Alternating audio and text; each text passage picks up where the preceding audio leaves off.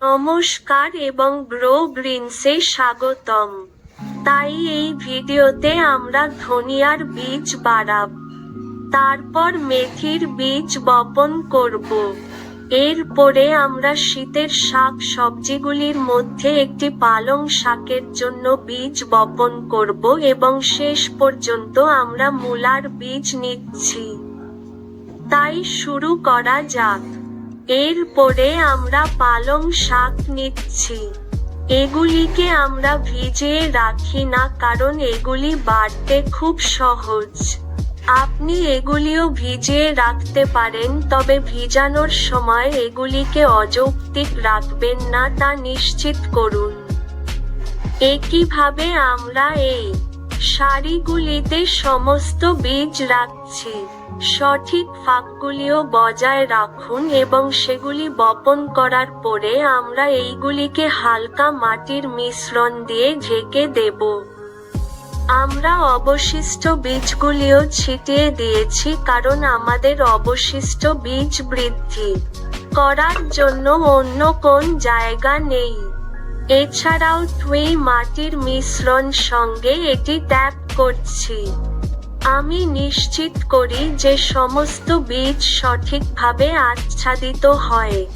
এটি পাখির আক্রমণ থেকে বীজও প্রতিরোধ করবে।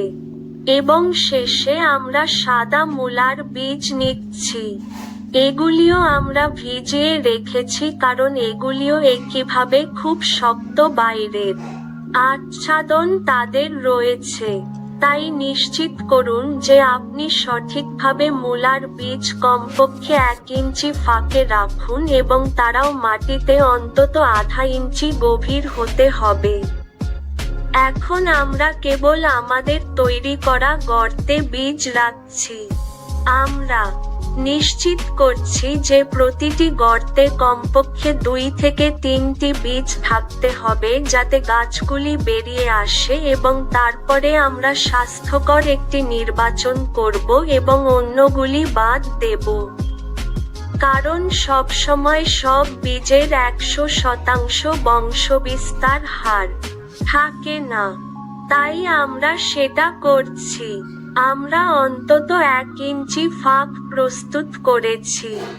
মূলার জন্য আমরা একটি গভীর পাত্র নিয়েছি। এই গ্রো ব্যাগটি একটু গভীর হয় কারণ মূলার দৈর্ঘ্য থাকে। শেষ পর্যন্ত আমরা সমস্ত বিছানায় জল ছিটিয়ে দিচ্ছি। আমরা জল দিয়ে মাটি ঝরনা করার সময় আসনগুলি যেন বাইরে না আসে তা নিশ্চিত করুন। এরপর আমরা তাদের প্রত্যেককে পলি কভার দিয়ে ঢেকে দিয়েছি। এটি উষ্ণতা দেবে এবং আর্দ্রতা বজায় রাখবে এবং বীজ দ্রুত বৃদ্ধি পাবে।